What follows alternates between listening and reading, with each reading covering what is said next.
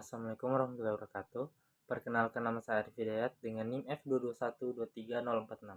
Saya dari Prodi S1 Arsitektur, jurusan Arsitek, Fakultas Teknik Universitas Tadulako. Baiklah, di sini saya akan mengerjakan tugas dari mata kuliah Struktur Konstruksi Bangunan Bertingkat Rendah. Yang mana tugasnya itu kita disuruh untuk mencari studi preseden substruktur dari bangunan bertingkat rendah. Bangunan bertingkat rendah seperti sekolah atau asrama seperti itu. Baiklah, kita masuk di yang pertama. Apa itu substruktur? Substruktur adalah bagian dari struktur bangunan yang terletak di bawah permukaan tanah, termasuk fondasi dan elemen-elemen yang mendukung bangunan di atasnya. Substruktur berfungsi untuk menahan beban bangunan dan mengalurkan beban tersebut ke tanah. Jadi substruktur itu menurut pendapatku teman-teman, substruktur itu adalah struktur dari sebuah bangunan yang berada di bagian bawah, tepatnya di bawah lantai. Jadi substruktur itu termasuk fondasi dan elemen-elemen yang mendukung bangunan di atasnya.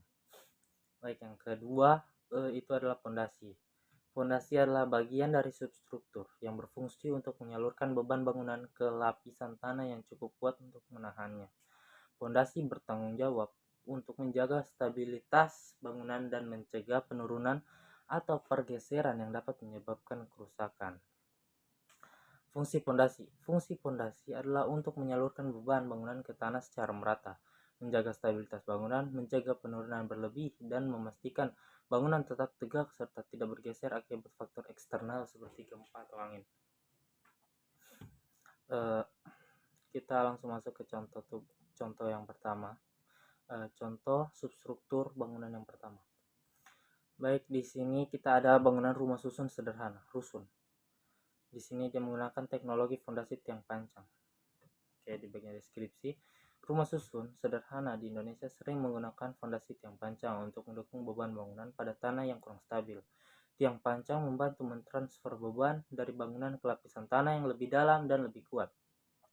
Jadi teman-teman, rusun itu kadang dia bisa menggunakan fondasi tiang pancang. Tiang pancang ini bisa digunakan ketika tanah yang digunakan itu dia tidak stabil, jadi tanahnya itu lembek atau becek begitu.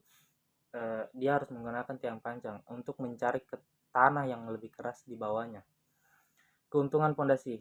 Oke, keuntungan fondasi ini ideal untuk tanah dengan daya dukung rendah, seperti tanah lempung atau berpasir.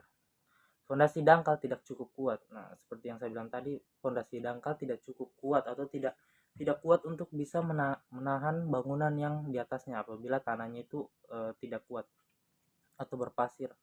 Selain penggunaan tiang pancang mampu mengurangi risiko penurunan diferensial sentimen yang sering terjadi di daerah perkotaan yang tanahnya lunak. Aplikasi di lapangan. Rumah susun sederhana di perkotaan padat penduduk seperti di Jakarta, Surabaya, dan kota-kota besar lainnya di Indonesia sering menggunakan fondasi tiang pancang karena jenis tanah yang tidak stabil. Jadi apabila tanahnya itu tidak stabil, disarankan itu kita menggunakan fondasi tiang pancang. Sumbernya itu dari artikel tiang pancang pada bangunan bertingkat rendah, diakses dari ResearchGate. Oke, kita lanjut ke contoh bangunan substruktur yang kedua, yaitu sekolah dasar bertingkat rendah. Deskripsi purplat adalah purplat. Jadi bangunan sekolah dasar ini dia juga bisa menggunakan studi preseden. Yang kita bisa lihat di situ adalah fondasi purplat.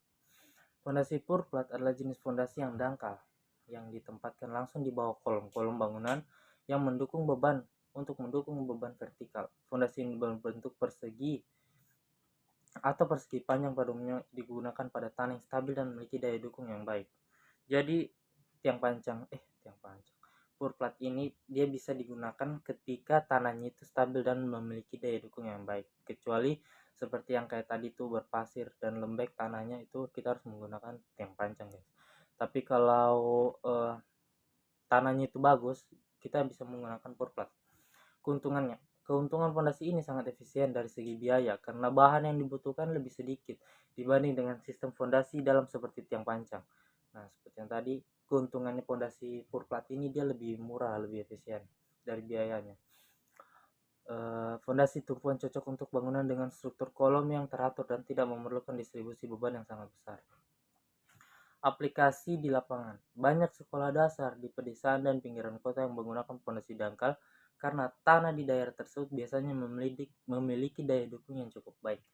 Jadi daya kita menggunakan fondasi ini kita harus survei dulu, kita bisa melihat tanahnya. Apabila tanahnya itu baik, mempunyai daya dukung yang sangat baik, tiang pancang cukup tidak harus fondasi tiang pancang. Purplat seperti ini pun cukup. Baik, di sini sumber artikel Shallow Foundation for Educational Buildings diakses dari Sains Direct.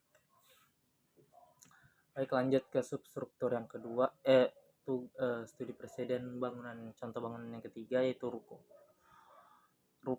rumah toko. Deskripsi: fondasi tapak adalah fondasi beton bertulang yang biasanya berbentuk persegi atau persegi panjang dan ditempatkan di bawah kolom-kolom utama.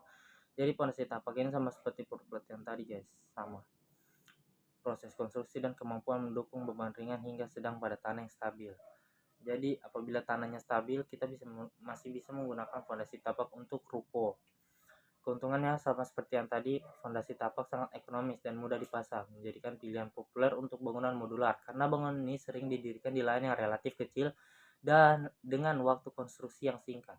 Fondasi tapak menjadi pilihan yang praktis. Selain itu, sistem ini memungkinkan distribusi beban yang cukup merata pada bangunan yang relatif ringan. Jadi mungkin apabila bangunannya tidak begitu besar, kita itu bisa menggunakan juga fondasi tapak. Dan kita juga bisa melihat dari faktor tanah juga guys. Jadi kalau misalnya tanahnya itu mempunyai daya dukung yang baik, kita itu bisa menggunakan tapak atau purplat. Pengaplikasian di lapangan. Bangunan modular sering digunakan di Skandinavia dan negara-negara maju lainnya untuk proyek perumahan ke bahan bangunan tradisional terbatas. Sumber: jurnal Modular Construction and Footing Foundation System di Journal of Construction Engineering. Artikel fondasi tapak untuk bangunan modular diakses dari Sains Direct. Baik, contoh studi kasus yang berikutnya, substruktur bangunan kantor yang keempat. Deskripsinya, fondasi tumpuan pad foundation adalah jenis fondasi dangkal yang ditempatkan langsung di bawah kolom-kolom bangunan untuk mendukung beban vertikal. Fondasi ini berbentuk persegi atau persegi panjang pada umumnya dan digunakan pada tanah yang stabil dan memiliki daya dukung yang baik. Keuntungan fondasi ini sangat efisien dari segi biaya, karena yang dibutuhkan lebih sedikit dibanding dengan sistem fondasi dalam seperti tiang pancang. Ya, tumpuan cocok untuk bangunan dengan struktur kolom yang teratur dan tidak memerlukan distribusi beban yang sangat besar. Aplikasi di lapangan. Fondasi ini banyak digunakan pada bangunan kantor kecil di daerah perkotaan atau pinggiran kota yang memiliki daya dukung tanah yang cukup baik. Sama seperti yang tadi guys, apabila bangunannya itu ringan, tidak butuh beban yang berat, kita itu bisa menggunakan purplat atau fondasi tumpuan seperti ini yang relatif lebih ekonomis, murah, dan biayanya itu lebih hemat daripada tiang pancang atau bore pipe. Dia juga tergantung tanahnya. Apabila tanahnya itu mendukung, kita bisa menggunakan fondasi seperti ini. Sumber: Jurnal Pad Foundation System for Office Buildings di Structural Engineering Journal. Artikel fondasi tumpuan pada bangunan perkantoran diakses dari artikel. Baik, selanjutnya asrama sekolah. Contoh studi kasus substruktur yang terakhir itu adalah asrama sekolah. Deskripsi: asrama ini menggunakan fondasi tiang pancang sebagai solusi utama untuk menopang struktur bertingkatnya. Fondasi tiang pancang dipilih karena kondisi tanah di daerah pembangunan tergolong lunak pada lapisan atas sehingga tidak dapat menopang beban bangunan secara langsung. Tiang pancang ini dirancang hingga mencapai lapisan tanah keras di kedalaman yang lebih dalam, biasanya sekitar 10-20 meter di bawah permukaan tanah. Keuntungannya, kapasitas dukung yang tinggi. Tiang pancang dapat menyalurkan beban ke lapisan tanah yang lebih dalam, yang memiliki daya dukung lebih baik dibanding lapisan permukaan. Aplikasi di lapangan. Dalam proyek pembangunan di lapangan yang tiang pancang dipasang dengan penggunaan alat pancang yang memakul tiang ke dalam tanah hingga mencapai lapisan yang cukup kuat untuk menahan beban bangunan. Proses ini diawali dengan studi geoteknik untuk menentukan kedalaman yang diperlukan agar tiang panjang mencapai tanah yang keras. Mungkin itu presentasi yang bisa saya sampaikan pada kesempatan kali ini. Mungkin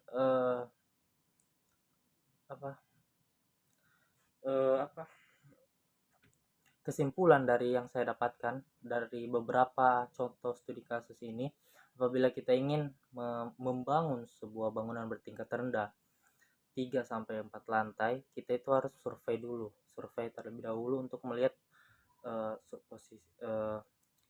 kondisi tanahnya. Jadi apabila kondisi tanahnya itu dikatakan baik atau mampu menahan daya bangunan, kita itu bisa menggunakan pondasi tapak seperti contoh-contoh di atas tersebut.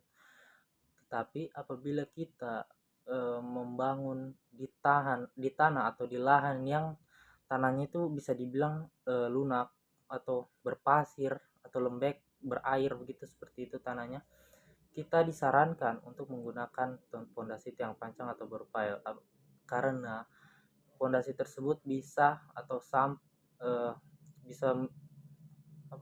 bisa sampai mencari tanah yang keras di bawahnya agar itu menjadi tumpuan mereka untuk menguatkan struktur pondasi tersebut.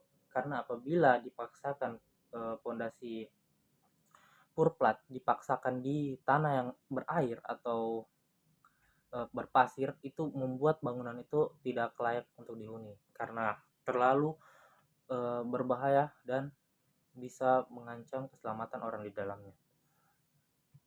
Dari beberapa studi kasus yang saya dapat tadi, mungkin kita, ya itu caranya, kita bisa mensurvei terlebih dahulu untuk melihat struktur tanah di tapak yang ingin kita bangunkan sebuah bangunan bertingkat rendah. Kita survei terlebih dahulu tapaknya, setelah itu kita mensurvei bangunannya. Jadi apabila bangunannya itu memang khusus untuk kalau mau dibilang penggunaannya itu memang harus banyak orang, mungkin disarankan untuk menggunakan tiang pancang karena lebih daya kekuatannya itu lebih baik dalam menahan struktur konstruksi bangunan tersebut.